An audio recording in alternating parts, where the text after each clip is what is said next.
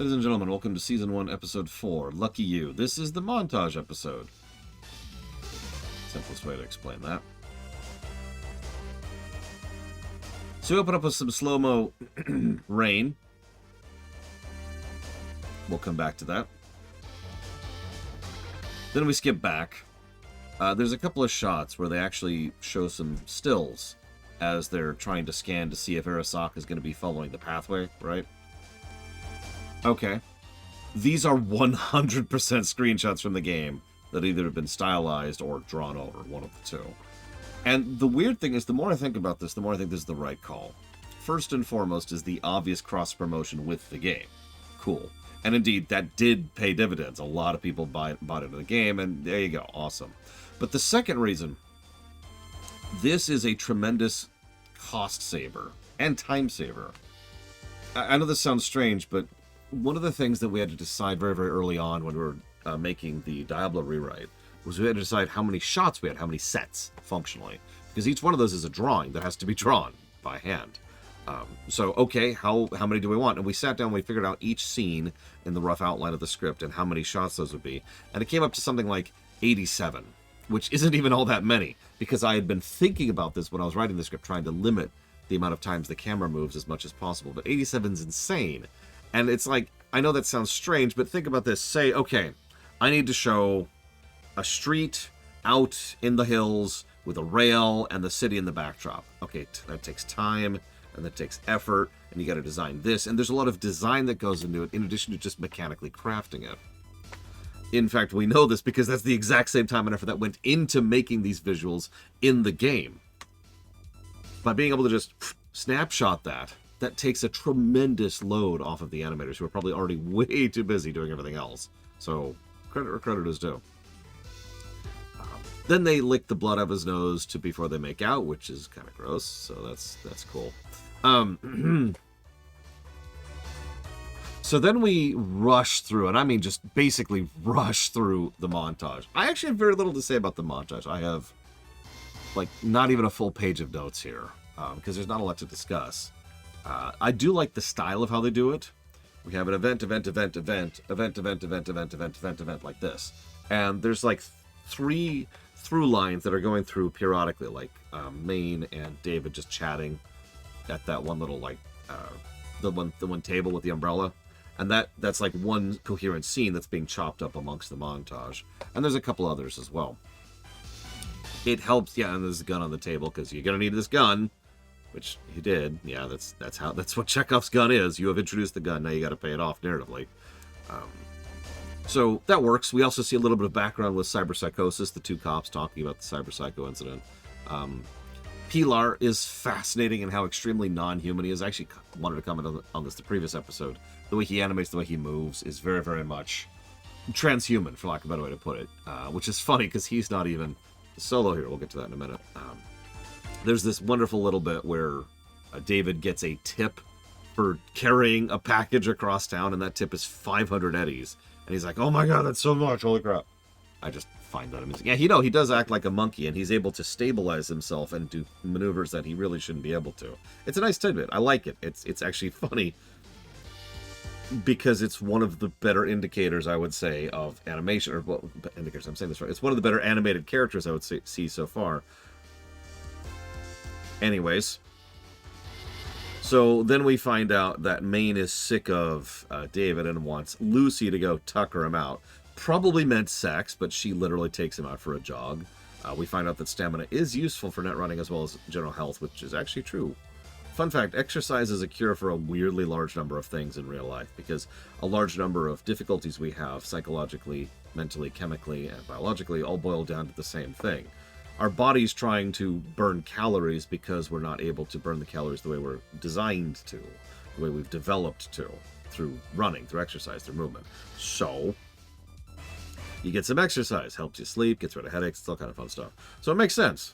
I mean, if I was a net runner, I'd probably stay in good shape too. We see the montage, like I said. David fails miserably at one part. He does help Rebecca get into the bar. He's continuing to do the jog. Gas is going for 480s a gallon. Or 4.8 eddies. Probably 480. You know, what I find most interesting this is in no way a complaint, but the entire show could have started with this episode. This episode establishes him, the crew, the setting, and the nature of how the format of the show, the premise, right? Episode 1 through 3 was very much the prologue, and this is now chapter 1. And I don't mind that, really. It even establishes and then adjusts the status quo within the same episode. I was looking at the... Yeah, meat and potatoes, that's a good way to put it. I was looking at the crew as they go through the various gigs. What's really strange here is their layout, because they've got 3 solos, a techie, and 2 netrunners. And that's their crew. We obviously have the Fixer and Faraday. No Rocker Boys, which makes sense. No MedTech, which, no Media, which that tracks given the circles they run through. And of course, no Corpos and no Lawmans. That's all logical. I'm with this. I'm with everything that's being presented here. But it is strange because they're very solo heavy. Like, Main and Dorio are both heavy solos. You know, big, bulky, strong. Rebecca's also a solo, but she's a gunner solo. Dexterity-based, for lack of a better way to put that. We see this several times, but it's probably best presented when she pulls David to the firing range and does several very, very accurate shots very, very quickly. It makes me think that those eyes are not just for show. Yeah, and then we have the 2 netrunners, Kiwi and Lucy, and the only odd man out is Pilar. He's a techie. Okay, I'm with it. It's just a weird crew, though, and I'm wondering how the dynamic's going to change because they just lost their techie. Also, as an aside, I find it funny that there's this little bit... They don't say it out loud. They don't have to. But David goes to get synth lungs to help his stamina so he can keep up with Lucy more. And I'm sorry, but I'm physically flinching a little bit because once again we find that Doc is not what I'd call a good Ripper Doc, and so he just has to grit the bar again while his back is sliced open to replace his lungs. Yeah, still no painkillers. Maybe find a new Ripper Doc. Maybe don't do stupid things for girls. Like, I get it. Really. I get what girl does to people. But maybe tone it down a little bit there, David. I'm just saying. Anyways. Yeah, he's got the money for painkillers. You can pay. 100%. Yeah, ISE. Speaking of someone who's run Cyberpunk this setting for a while, this is very much based on the game. So Pilar prods and pokes at someone who is, first of all, way too chromed up. Ignoring the fact that he's just standing there peeing into a barrel. Much of his, gut area is completely replaced with chrome. His eyes are different, his hand is different, his dick is different. I do like the visual indicator, probably just for us, about the eyes bouncing around, kind of indicates cyberpsychosis, which is as good a time as any to talk about what cyberpsychosis is. Because it's actually changed a few times over the years. So let's talk about how it used to be back in P&P. Cyberpsychosis isn't a thing in P&P. I know that sounds strange, but hear me out for a second. It's like this.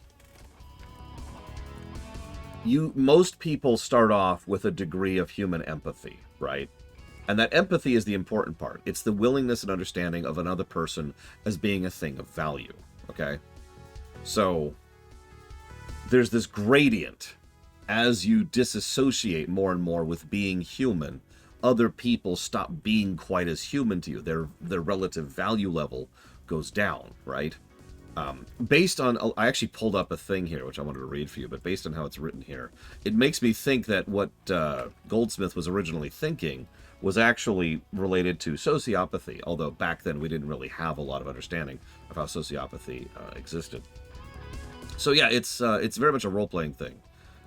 There's this wonderful tidbit here. Cyberpsychosis symptoms are gradual, ranging from a decay of self-preservation, distancing or disregard from friends and family, and poor or impulsive acts. They identify more with machines and than people, and stop doing things that used to give them pleasure, such as eating, sleeping, socializing, sex, etc. Eventually, all human interactions become irritating, and this morphs into contempt and finally violence. However, not all cyberpsychos are inherently violent. They have fragmented personalities, like kleptomania or compulsive liars, but violence towards living things, especially people, is the most common.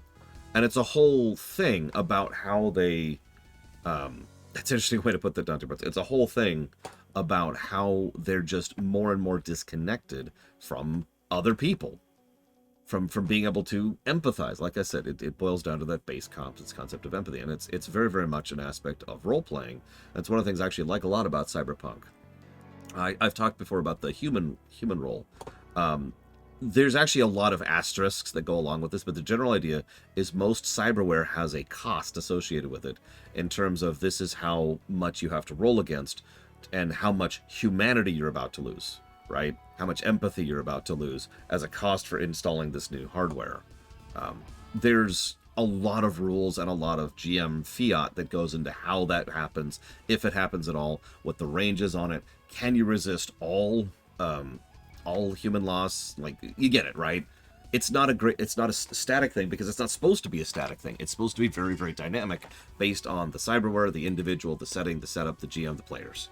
So it's all about that role playing. Cyberpunk 2077 presents cyberpsychosis in a couple of ways. I don't want to actually spoil, so we're going to skip over that. But in general, the way 2077 portrays it is that it is a state in which you hit just random acts of brutal violence because you have too much chrome, and that's it. Like, none of the gradient, none of the dynamics, none of the role-playing side of it. It's just you have turned into a robot that kills things. If you notice, this very show has portrayed two cyberpsychosis people on camera who are exactly that. They are just violent and have too much chrome. That's it. So, now, I was actually going to bring up Adam Smasher, because Adam Smasher is from the tabletop. But in the game, the way Smasher is presented is that he was already a sociopath. That he was already someone who, or possibly a psychopath, I'm not sure which, but he already had a total lack of empathy. So he was willing to go through the chroming because it didn't do anything to him. It didn't change his overall mind state, right? You get the idea. You get the general idea of how this works out and why this works out. And it's a cool thing. And that's why I bring this up here. Yeah, exactly. There's no humanity to lose. That's a good way to put that. That's why I bring it up here, because this is a good comparison to the show and how it's being portrayed more like the games. I'm not against that. It's obviously this show is, let's be honest with ourselves, a show based on the game, like 100%. So that's the correctest direction there. But I have to admit, I always liked the way that cyberpsychosis was portrayed back in the PNP, because it was just such a wonderful tool with actual gameplay consequences that had wonderful ways to flesh out the oh god, I can't think of the word. The not the crunch, the other side of that, the flavor, right? The flavor of any given things. There's actually a word for it. The fluff. Thank you. I couldn't think of the damn word. It's a wonderful way to flesh out the fluff of playing Cyberpunk, and it's one of the things I liked about it. Almost every time I would play, especially with someone who was new to Cyberpunk, I would sit down and be like, all right, listen, there's cost associated with teching up too much. And most of my players figured out pretty much immediately. It's like, oh yeah, no, that makes sense. As we get more transhuman, we lose our humanity, was the general gist of this. And I talked with a lot of players. I had one player once who actually really didn't want to go down this route and said, is there any chance I could just kind of ignore the humanity loss because I just want to play with the cool kit? And I talked with the other players in the group, and we all agreed, sure. Like, we'll go with that because that's the nature of it. But that's the one exception of that. For the most part, it's always been a dialogue back and forth of exactly how do you want to run with this. I've never actually had a given player go full blah, blah, blah, blah, but it's always been something in the back of their minds. And I did have one player which did a really, really good thing. After a particular job, several of the players went, grabbed a really, really nice meal with steak. Those of you familiar with the setting will understand the significance of that sentence. But one of the players was much more bored, was much more chromed out, and actually decided to not indulge, because what's the point? Why bother? I'm gonna go charging. And it turned into a nice scene as the players just essentially, like, no dice roll, no combat encounters. It was just the players role-playing off of each other as they were trying to convince this guy to go have a steak, and his response was just this overwhelming, why would I bother? It was a nice thing, you know. You can do some cool stuff with that. Yeah, going full psycho is probably pretty hard to roleplay, admittedly. I did have one player, same group, who straight up, I charged a lot for that look. There was this one group where one of the players essentially decided to stop chroming up because they were getting so low on humanity, they were starting to worry that they were becoming a problem for the rest of the party, like the actual physical players. And they were like, okay, I'm gonna stop augmenting up. And I'm like, you sure? This is your call. And he's like, no, yeah, I'm good. I don't want to go full Borg. Okay, you can afford it. I know. And we never actually finished that session, to my great dismay, because I actually had a story arc involved, which was going to try and actually like remove some of that hardware and try to pull it down into something a little bit less disassociative. And we were going to have this arc where we were going to explore the possibility of actually restoring humanity, which you're not actually supposed to be able to do. But again, it's all up to GM Fiat, and I was just interested in the concept. Like I said, we never actually got there because that group broke up. But anyways, it's a really common thing. Most campaigns and stuff don't actually finish. They don't really reach a conclusion point. They just, we run out of time or we can't group up anymore or whatever, and the group just stops. Apparently there's actual rules for that. I'll take your word on that, Dakota, because at the time I couldn't find anything. But then again, I was limited to actual books at the time. So I probably just didn't have the right thing. Or I didn't find the right thing. Or I'm an idiot. Or, anyway, so moving along, we've got our psycho dude. He kills Pilar. So there goes the comic relief and also one of the more interesting of the characters. Cool. Rebecca goes full rage. That's actually interesting considering their dynamic. But of course, her brother was just killed, so yeah, that tracks. Absolutely unloads on him completely. I like how Pilar was so chromed up, his body is still just standing there even though his head is, you know, gone. It's a nice action scene. We do see some good teamwork, and the group actually works together for the most part to try and take this guy down. Yeah, David experienced the death in slow-mo. I do like the idea that David sort of accidentally, like instinctually, activated the speed thing. Probably didn't even consciously do that. It was just, he was just in speed mode. Also, we see that the raindrops are little actually blood, so that's cool. Yeah, they also jumped on him immediately, as they should. And it is worth noting that it's a nice combination of David and Maine that managed to get the killing blow in there. Nice stuff. And then, I weirdly enough, I stopped taking notes at this point. I know that sounds pathetic, but I just had so little to say about Lucy and David's obvious hookup. I don't really have much to say about it. Okay, so he's obviously crushing on her, and she's tolerating him, and for some reason... I did notice Maine had a hardware failure. Don't think I also haven't noticed that this entire show has been really hitting the cyberpsychosis button. In fact, it shows up 3 times just in this episode. Maine also has a lot of hardware. He strikes me as ex-Militech, or something along those lines. So, I'm just going to predict right now that that's going to be a problem. I don't think I didn't notice in the previous episode where he actually suggested that David get more chromed up, and that's also been something a lot of people have been saying. We'll see. Either way, I suppose we'll see where this goes going forward. Yeah, no kidding, Loner. It makes sense. This is a fairly low-level crew. They've been doing a lot of gigs, but that's how that works, right? You do a lot of gigs because those gigs don't pay well, and you need to keep eating. Oh, yeah, we're doing... let's go ahead and break for lunch. Hang on, let's rate this first. But yeah, let's go ahead and break for lunch, and then we'll go ahead and see what else we got here. So, lucky you.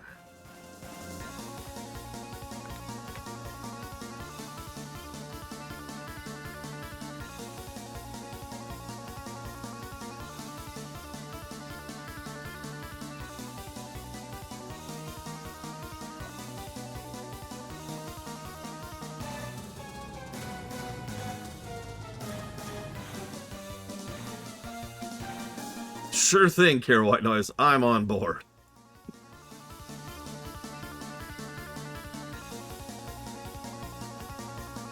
I will admit I'm kind of torn on this one because... Look, I'm sorry, Ross. I'm kind of torn on this one because it's more interesting on the gameplay axis than the story one. It's got some good gameplay. Like I said, the montage is well executed and well constructed, but I have nothing to say about it. It's just a lot of quick and dirty, efficient cuts and showcasing in action. And I did like the fight against the Cyber Psycho himself. but that's kind of it. And I have to admit, and this isn't just an anti-romance thing. I am incredibly de-invested in the David and Lucy relationship, at least at the moment.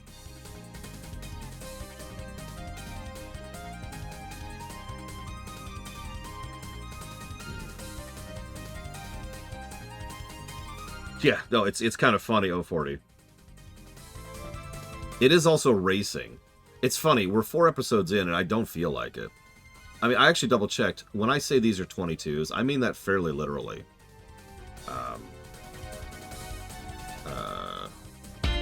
Sorry. So, like, the intro is... Like, the intro thing that plays is a little over a minute and a half, right? And then the credits start at about... Come on. At about the 22-minute marker.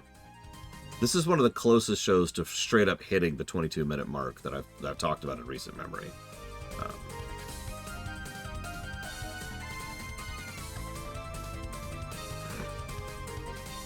Yeah, Becca's weird. I kind of want to know more about her and what she is. You notice there was this little tidbit where Kiwi actually manages to hack her and shut her down temporarily.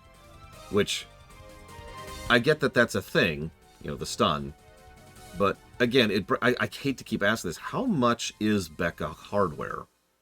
How much of that is just, you know, custom? And how much of that is Chrome? It's a question mark that still hasn't been answered. The only thing I'm pretty sure of is that she's got the eyes, because that aim is crazy. I don't know. Yeah, I noticed that, Luke. As usual, didn't do much.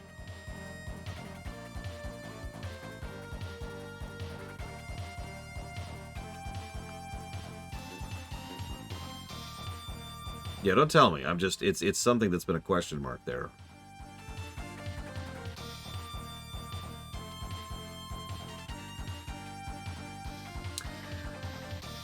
I feel like this is a high yellow. I feel like this is a high yellow. I feel like this is something that is certainly good. That's what yellow means, by definition.